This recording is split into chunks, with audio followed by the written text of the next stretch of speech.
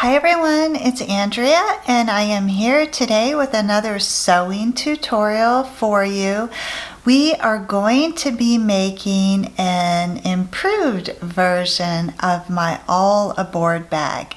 Some of you may remember this bag from my masterclass, AMC. The bag that we made then had a front pocket. I have omitted the front pocket on this design and added this faux flap closure, this oversized coordinating button, and this cute little strap as the accent. In addition, I have improved the strap. It is a free floating adjustable strap. So I personally like this new improved version of the all aboard bag, but you might want to consider incorporating a front or a rear pocket on yours if you like. I basically designed this bag so that you could take it on a plane, a train, a bus, a roller coaster, whatever your heart desires. You can wear it on the front of the body, on the back of the body, or over the shoulder. So it's a really fun sew, a little challenging, but totally doable. And I will walk you step by step through the whole construction process in this video. And then if you would like to make one of these for yourself, you can purchase the pattern or the PDF document, which will give you all of the pattern measurements. And you will find that in my Etsy pattern shop. I'll link to my Etsy shop down in the show notes for you. All right, so shall we get started? For this project, I'm using a Japanese linen, some faux black leather, and some Decoville light. We are going to begin by piecing together the exterior panels. So I use the faux leather at the base and then the linen at the top.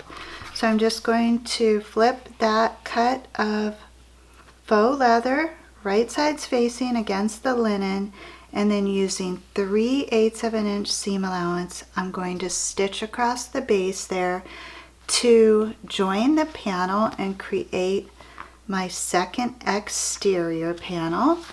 And then I am going to preheat the iron and adhere a like size cut of Decoville light to that.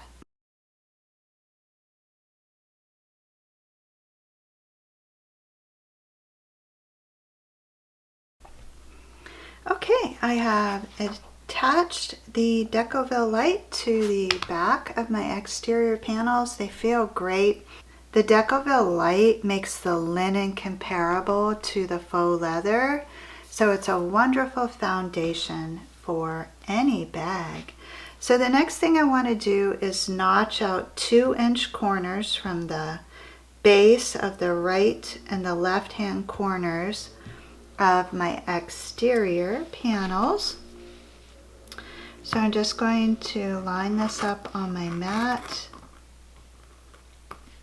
and cut up 2 inches and then over 2 inches. And that will give me a 2-inch square, which I can then use as the template for the remaining corners.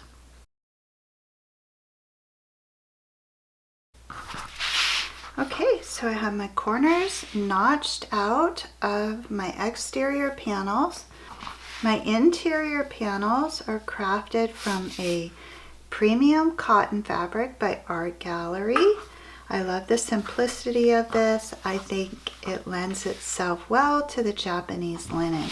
So I need to do the same thing with these interior panels, which are the same size as my exterior panels. Since there is no interfacing on the interior panels, I can pair those up and then notch those corners at the same time. And now my interior panels are ready. So here I have half of an 18-inch zipper that I had cut and used in another project, and it is the perfect size for this project, which has a side zipper access. That's how you're going to get inside of this bag.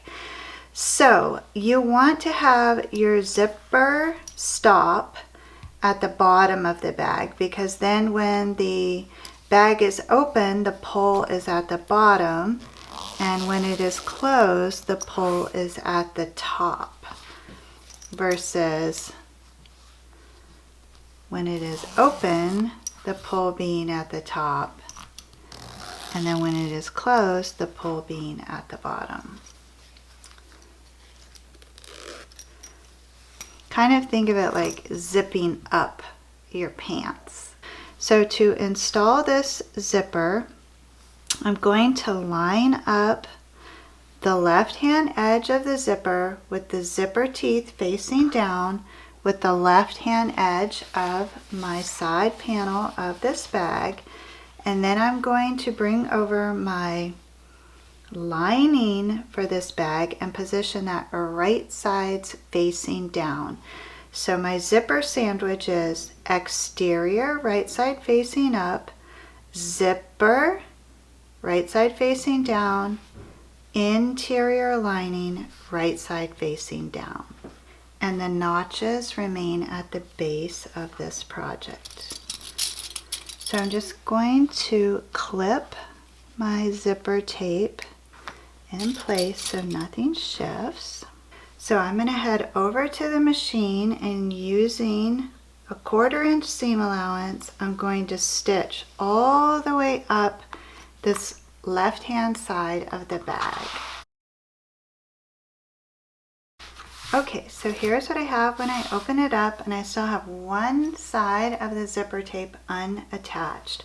So I'm going to pick this up by the zipper tape so that that lining folds underneath of that exterior, and you can go ahead and line that up so there's no risk of you capturing that lining in the next part of this process. Then I want to bring over my remaining exterior panel, and I'm going to turn that right sides facing on top of that zipper, which has its teeth up and the pull up, and I'm going to align the top of the zipper tape with the top of my panel, and then I'll just add some clips going down the edge of that panel so that I know my zipper tape is nice and flush with that panel. Now I want to turn it over.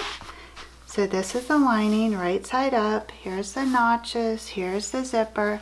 I'm going to take my remaining lining piece with the notches on the same side and turn that right side facing down and line that up with the edge, and I can just repurpose those clips. So I have recreated that zipper sandwich on the opposite side. So if I peel this back for you, both of the linings would be right side up, and on this side both of the exteriors would be right side up. Now I'm going to do the same thing, head over to the machine and stitch all the way down that edge using the 1/4 inch.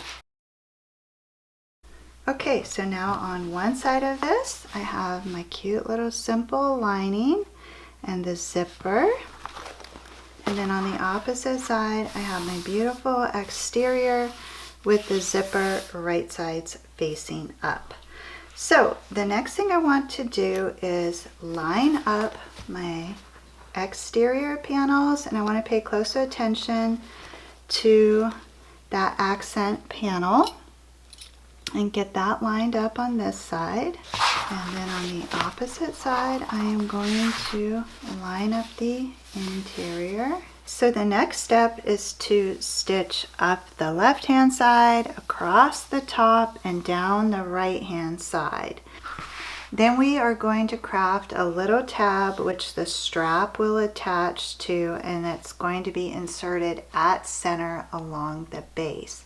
So for this tab, I am going to be using the faux leather, and I have a small cut of that. I'm going to fold that in half, finger press a center line, and then bring that back over and bring those outer edges inward to meet on that center press line. Do the same on the opposite side. And then I'm going to test fit one of these D-rings that I have. And that works well. So now I'm going to run a row of stitching down each side of this faux leather. And then this little tab with the D-ring is going to get tucked up at center with the D-ring going up into the bag. I'm going to keep that seam allowance outside of the end so I know where to stitch. I just want to verify that that is center. Okay, so the D-ring is right about here and my strap tab is right at center at the base of this. So now I'm going to stitch across here, and I want to back stitch when I come over the strap tab to make sure that it's nice and secure. I am still not stitching in the corners. Then after I do the exterior, I'm going to come over to the interior and stitch in 1 inch on each end. Okay, so just a little quick review here to make sure that everything is as it should be. We have our exterior panels right sides facing. We have our interior panels right sides facing. The zipper is in the center. It is open. I have stitched up the left hand edge, across the top, down the right hand edge.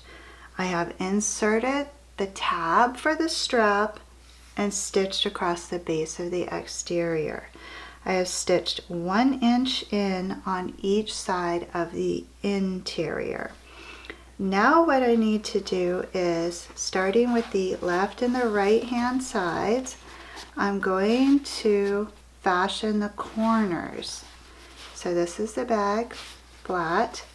You're going to pull those inner corners away from each other, and that's going to give the bag its depth. Make sure that you open up these seams so that you can clear that, and you're just going to be stitching across there using 3/8 of an inch seam allowance. Now I'm going to fashion the interior lining exterior corners. Same thing, just pulling apart those inner corners, lining up those seams and stitching across there using the 3/8 of an inch. These seams aren't nearly as bulky, so you can likely just fold them flat. So what I have now is one exterior corner fashioned on the non-zipper side and one interior corner fashioned on the non-zipper side. Now this is what I have in the middle. So before I can move forward with fashioning my corners, I need to stitch. First of all, I want to line up the lining and the exterior so it's nice and tidy. And then I need to stitch down that exterior to close that up where the zipper meets. So I want to reach inside, and I'm gonna zip the zipper a little bit and line up my zipper tape so that it falls towards the interior. Line up my edges of my exterior. All the lining is off to the right. Gonna get a clip in here. So my zipper tape got, the little bit of my zipper tape at the end got pushed towards the interior.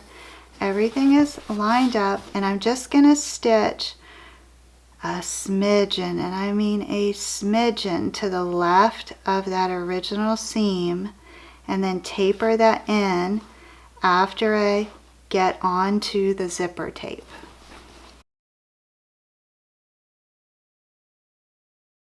So I want to give you a good look at this seam here. I started to the left of the original seam and then gently tapered in, so I ended up on crossing over that seam after I had cleared the zipper tape on the side. Now that I have that center stitch line in place there, I can go ahead and fashion the interior and exterior corners. So I want to clip that exterior corner so you can see they're already joined by that zipper. So you're working in tight quarters here, but it is totally doable.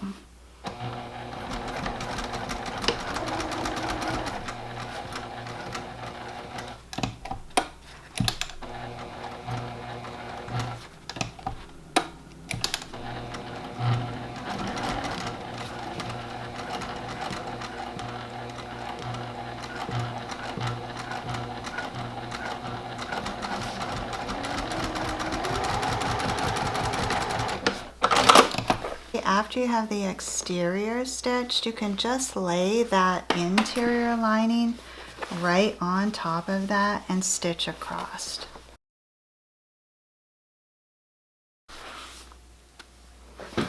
So that's not the prettiest corner, but everything is going to get turned around and that won't be seen again. So now it's time to reach inside that hole that you left in the base and unzip the zipper and turn this bag around very carefully first through the zipper opening and then through the base in the lining.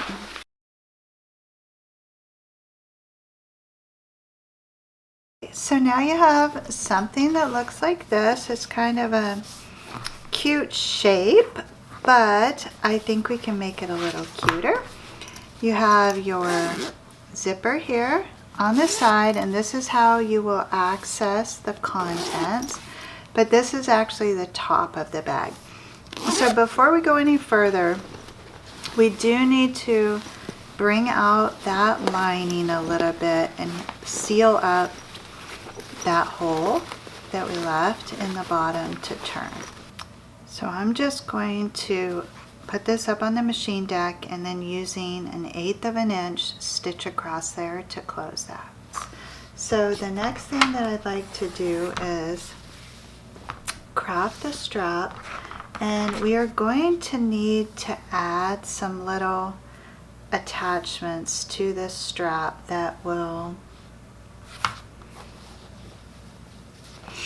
allow it to feed through this D-ring at the bottom here, because I like to use a 6-inch strap. So 6 inches is a little too large for this D-ring, but if I create a smaller piece of fabric there that fits on the D-ring, then I can insert that into the strap there. So this kind of all has to happen at one time.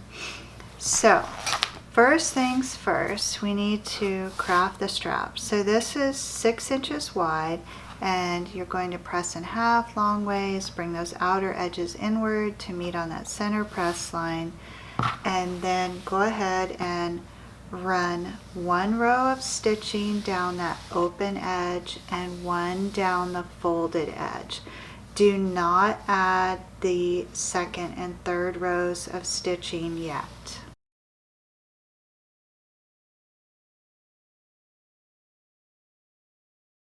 The ends of the strap were pressed over so they appear to be finished, but they are still open. I did not stitch there, and that is so I am able to insert this little tab at the end that I need to attach it to the D-ring.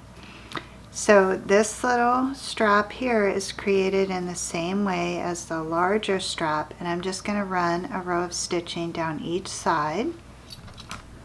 Alright, so I have my little strap tab here. I'm going to cut that in half. And I'm going to put about 1 inch of that up into my strap. You can use a little stick to poke that up in there if you need to. As long as it gets up in there about 1 inch, you should be good. So that's on one side of the strap. Then this is going to get carefully, you're going to hold that, carefully threaded around that D-ring on the bag, and then you're going to shimmy that other end inside the open end of the strap. And again, a turning tool would be very useful to poke that up in there. If you're careful, you could use a pair of snips too. You just want to move that fabric up in there so you're going to be able to capture that into your stitch line.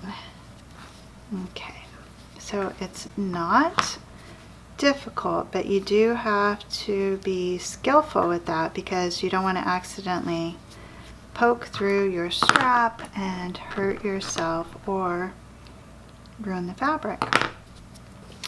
Okay, so once you get that little smaller strap up inside the other strap, you need to stitch across there twice. So run 2 rows of stitching across there, and then you can come down the center of this strap to finish it.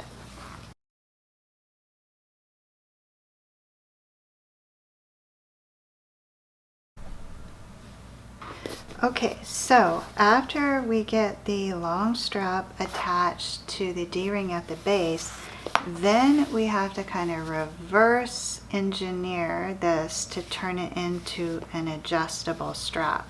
So I wanted to first show you that that is entirely possible, but this is what is going to have to happen. This is how you do it. So I'm going to take this apart.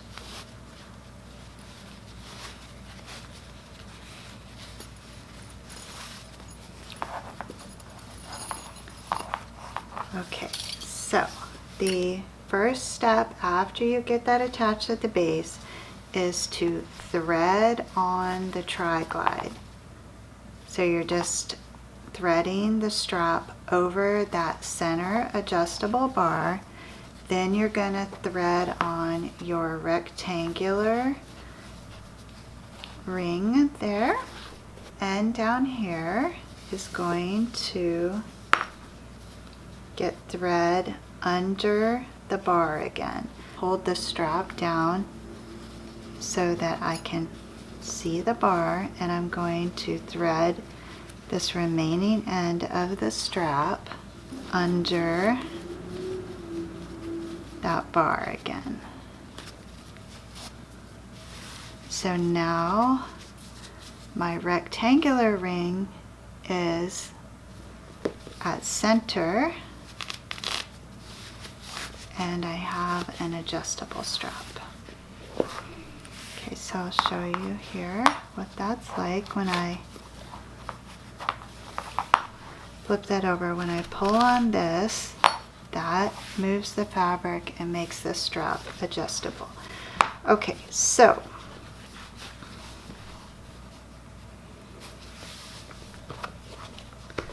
now I need to create an attachment piece that is the same 1.5 inch width as this piece, because this is going to get attached at the top there.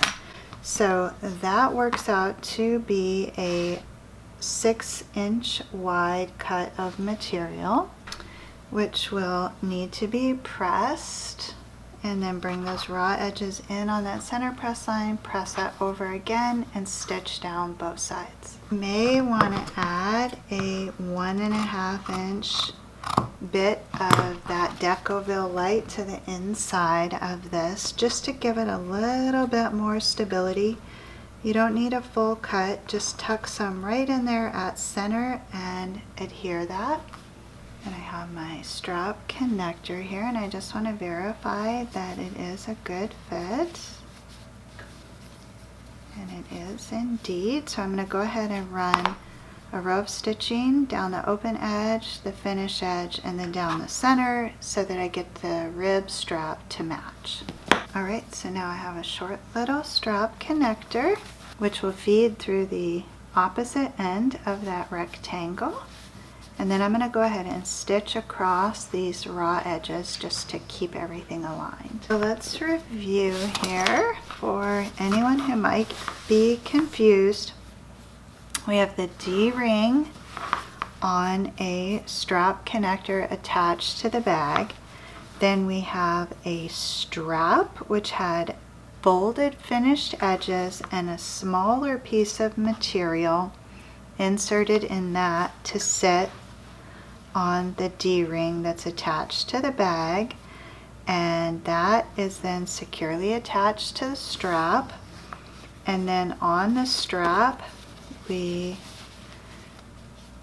slid on a tri-glide which makes the bag adjustable, and both parts of the strap are doubled over and riding over that tri-glide. So there is a loose tail here which allows you to adjust this strap, and then at the end of that is the rectangular ring with the remaining strap connector.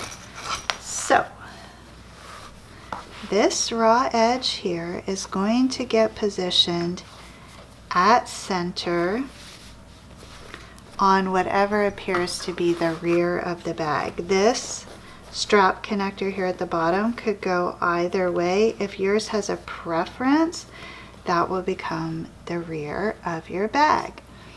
Then you're going to take a cut of your faux leather and position that at center, overlapping that strap connector.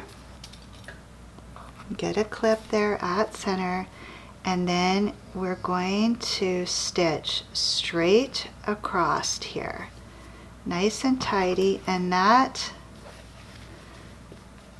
top stitching does not need to be seen on the front if you fold up that longer piece there. So at this point you could hold that with your hands, take it over the machine deck, and just stitch right across there to hold that strap in place.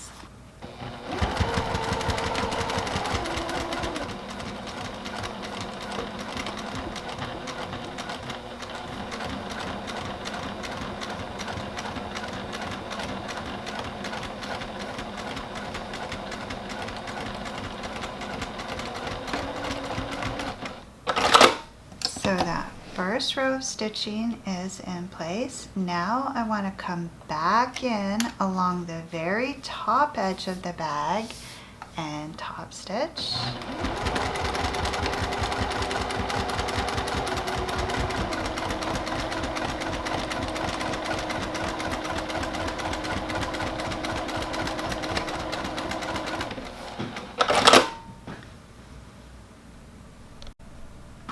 Okay, so I have 2 rows of top stitching that are going along the back of the bag and securing this strap connector to the back of the bag. Then this larger piece of faux leather is not yet attached to the front. Okay, this is to give the illusion and add interest to the top of the bag, because it is not typical to have access to the bag from the side. So when you're wearing this bag, this is going to give the illusion that it actually has a traditional top flap opening. This piece here is also going to serve as our guide for how we're going to give this bag some really cool shape. So first things first, reach your hand inside and punch in this far corner, just right to the edge of that vinyl. So you're just basically tucking that corner inside of there. And then once you get that pushed in there, then you can go ahead and unzip, and you'll be able to access that inner compartment, and you can feel where you push that far corner over, and then you can tidy up this corner here. I have tucked in those sides to give the bag this great angle, and then I went ahead and I pressed those so that they will retain their shape. I want to give you a little overview of the strap here. This has the loose tail so that you can tighten the strap and adjust it with ease. Now, we wouldn't want the strap to come unhooked, so I've cut a 1.5 inch wide piece of the faux leather to wrap around the end of that and give it a little thickness that will stop it from coming through there. And that will give me a nice adjustable strap. Now, I would like to embellish the front of this a little more. You certainly could just stop here and have your faux flap, but I think we can make it a little cuter. So I want to create a coordinating oversized button with this linen fabric. And so those typically come in a set of 2, and you just cut out a little square of fabric and you position that square of fabric in the tray there, and then the button cap goes in on top of the fabric. You fold that fabric in, and then you position the button cap, which has the button shank on it, and there is a little plunger there, and you press that down in there, and voila, you have a custom button. So I'm thinking it could be fun to attach the button right at center here on the flap, and then sew a very skinny coordinating tie, which I will just then knot around that button, so it really looks like that is how you access the bag. So that is what I am going to work on next. I like to use the button craft thread when sewing on these buttons here. It's a little bit thicker thread and it works really well for this purpose. So I have that needle all set to go, and I'm just going to be attaching this button to the exterior fabric and this flap here, because I do want the flap to stay down. So what I'm going to do is go in at center through these layers, and I guess it doesn't really matter if you go through the lining, as long as you feel you can get through all of those layers. Oh, I just gave myself a little poke. That didn't feel good. Okay, so now I have my thread coming through all of those layers at center, and I'm going to go ahead and run the needle through the button shank there, and then I'm going to come back around one more time.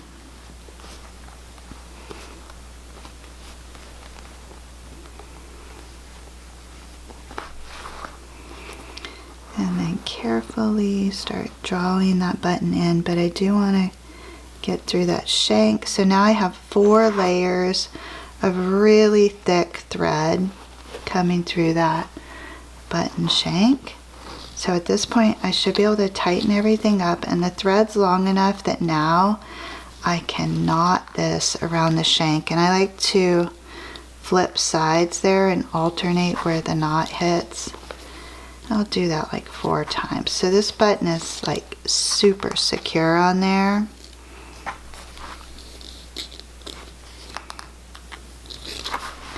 And then after that last knot, then I can trim this pretty close to the shank. I left probably a little more than a 1/4 inch tail there, and it's on there really good. Now this here was a 1.5 inch wide piece of fabric, which I pressed just like I did the strap. I even folded over those edges at the end. So I'm going to take this over to the machine and stitch down that open edge of this. So this little tie here that I just stitched measures exactly a 1/4 inch, and it is 25 inches long, which should be plenty of room for me to loop that around the button and have this look like this is the entrance to the bag, a little flap button closure. Alright, so I'm just going to find center on that and then drape that around that button closure there and give it a little knot just so it stays put. And that shank is wide enough that you can tie this around there, and it's so cute. I love that look. Now you have the option of knotting these ends as well. If you had a nice thick bead, you could put that on there too. There we go. I absolutely love it. Then you have your side access there. You can wear this bag on the front of the body, on the back of the body. You could just drape it over one shoulder. It's nice and light. It's perfect for just tucking the essentials inside and heading out on your travels, hence why I call it all aboard bag. You could take this on an airplane, a train, a bus, a roller coaster, whatever your heart desires. You've got a nice long adjustable strap, makes it a really versatile bag. So let me just give you some measurements on this finished piece.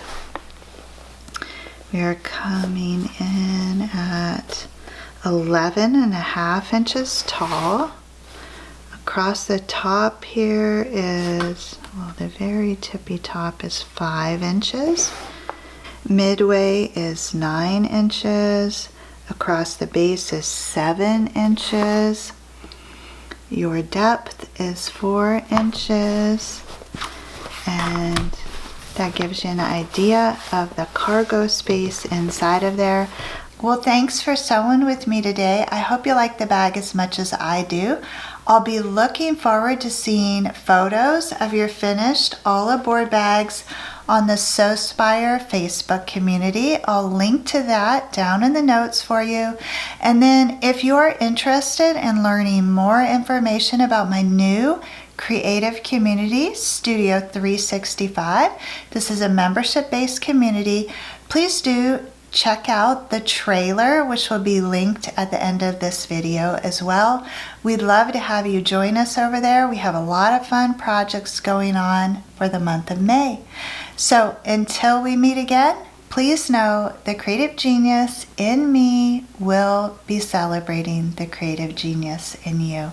I hope you all have an awesome day, and I'll see you in the next video.